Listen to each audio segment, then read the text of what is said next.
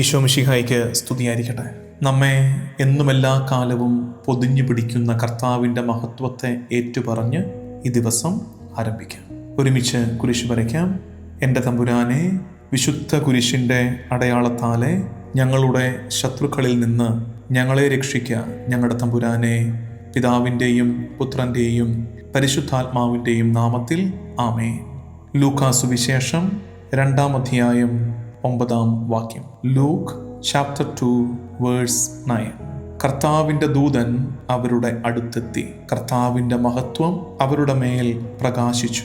അവർ വളരെ ഭയപ്പെട്ടു. കർത്താവിൻ്റെ മഹത്വം അവരുടെ മേൽ പ്രകാശിച്ചു. ആട്ടിടയന്മാരെ കുറിച്ചാണ് ഈ പറയുന്നത്. വയലുകളിൽ ആടുകളെ രാത്രി കാത്തുകൊണ്ടിരുന്ന ഇടയന്മാർ. അവരുടെ അടുത്തേക്ക് സ്വർഗത്തിൻ്റെ ദൂതൻ വരുന്നു. അതിനെക്കുറിച്ചാണ് പറയുന്നത്. കർത്താവിൻ്റെ മഹത്വം അവരുടെ മേൽ പ്രകാശിച്ചു എന്ന്. ആരുടെ മേൽ? സമൂഹത്തിൻ്റെ വിളിമ്പിലേക്ക് തടയപ്പെട്ട് അധ്വാനത്തിൻ്റെ ക്ഷീണത്താൽ വലഞ്ഞ് അപ്പോഴും ഉത്തരവാദിത്വത്തോടെ തങ്ങൾക്ക് ഏൽപ്പിക്കപ്പെട്ടിരിക്കുന്ന ദൗത്യം പൂർത്തീകരിക്കാൻ കഷ്ടപ്പെടുന്നവരുടെ മേൽ കർത്താവിൻ്റെ മഹത്വം പ്രകാശിച്ചു. അവരോട് പറയുന്നത്, ഭയപ്പെടേണ്ട. ആട്ടിടയന്മാരാണ്. ഒരു ഇലയനക്കം പോലും അവരെ ഭയപ്പെടുത്തും. തങ്ങളുടെ ആടുകളെ കവർന്ന് എടുക്കാൻ ശത്രു വരുന്ന നേരത്തെ ജാഗ്രതയോടെ നോക്കിയിരിക്കുന്ന ആട്ടിടയന്മാരോട് കർത്താവ് പറയുന്നു, ഭയപ്പെടേണ്ട. I am here to share a good news. നിനക്കൊരു സദ്വാർത്ത, ഒരു നല്ല വാർത്ത കേട്ടിട്ട് കാലം കുറയായി കാണും അവരോടാണ് പറയുന്നത്, നിങ്ങൾക്കായി ഒരു രക്ഷകൻ പിറന്നിരിക്കുന്നു. കർത്താവായ മിശിഹ രക്ഷയുടെ അനുഭവത്തിലേക്ക് ഭയത്തിൽ കഴിഞ്ഞിരുന്നവരെ, രാത്രി കാലങ്ങളിൽ ആയിരുന്നവരെ കർത്താവ് ഉയർത്തുകയാണ്. ഇത് നമുക്ക് നൽകുന്നത് വലിയൊരു ധ്യാനവും വലിയ ഒരാശ്വാസവുമാണ്. നമ്മളിൽ പലരും സമാനമായ അനുഭവങ്ങളിലൂടെ കടന്നു പോകുന്നവരാകും.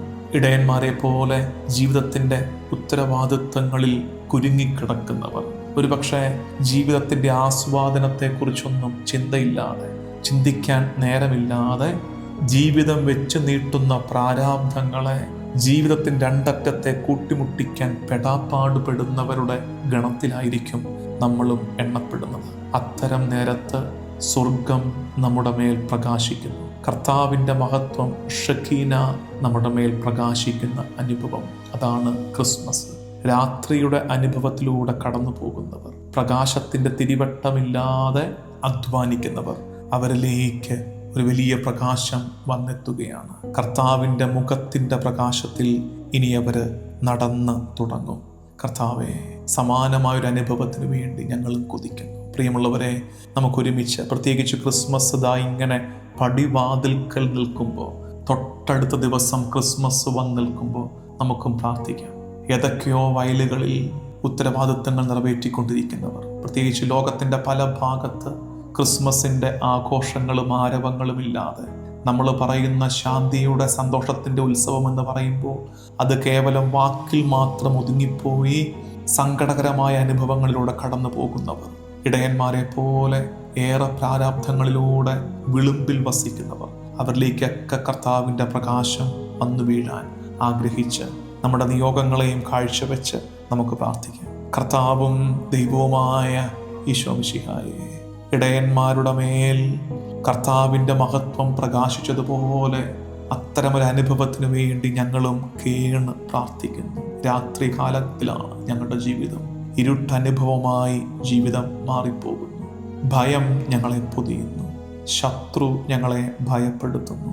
ഇതിൻ്റെയൊക്കെ മധ്യേ കർത്താവെ, സദ്വാർത്തയുമായി, ഒരു നല്ല സുവിശേഷവുമായി ഞങ്ങളുടെ ചാരത്തേക്ക് നിന്റെ സാന്നിധ്യം വരട്ടെ. നിന്റെ മഹത്വം ഞങ്ങളുടെ മേൽ പ്രകാശിക്കട്ടെ. കരിനിഴൽ വീണുപോയ ഞങ്ങളുടെ ജീവിതത്തിലേക്ക്, കരി പുരണ്ടുപോയ ഞങ്ങളുടെ ജീവിതങ്ങളിലേക്ക് നിന്റെ മഹത്വത്തിൻ്റെ പ്രകാശം വീശട്ടെ. മുന്നോട്ട് നടക്കാൻ ഞങ്ങൾക്ക് ബലം ലഭിക്കട്ടെ. ഞങ്ങളുടെ ആത്മവിശ്വാസം തിരികെ ലഭിക്കട്ടെ. നഷ്ടപ്പെട്ടു പോയ ധൈര്യം ഞങ്ങൾ വീണ്ടെടുക്കട്ടെ. ഈ ക്രിസ്മസ് ഞങ്ങൾക്ക് വീണ്ടെടുപ്പിൻ്റെ ഉത്സവമായി അനുഭവപ്പെടട്ടെ. ഈ ദിവസത്തിൻ്റെ എല്ലാ വ്യാപാരങ്ങളെയും എല്ലാ പരിശ്രമങ്ങളെയും കർത്താവിന് വിട്ടുകൊടുക്കാം. നമ്മളായിരിക്കുന്ന ഇരുട്ടനുഭവങ്ങളെ, രാത്രി നേരങ്ങളെ ഈശോയ്ക്ക് സമർപ്പിക്കാം. അത്തരം എല്ലാ ഇടങ്ങളിലേക്കും കർത്താവിൻ്റെ സ്നേഹപ്രകാശം വന്നു വീശാൻ ആഗ്രഹിച്ച് ഈശോയുടെ ആശീർവാദം സ്വീകരിക്കാം. നമ്മുടെ കർത്താവ് ഈശോ മിശിഹായുടെ കൃപയും പിതാവായ ദൈവത്തിൻ്റെ സ്നേഹവും പരിശുദ്ധാത്മാവിൻ്റെ സഹവാസവും എന്നും എല്ലാ കാലവും കൂടെ ഉണ്ടായിരിക്കട്ടെ, ഇപ്പോഴും എപ്പോഴും എന്നേക്കും. ആമേൻ.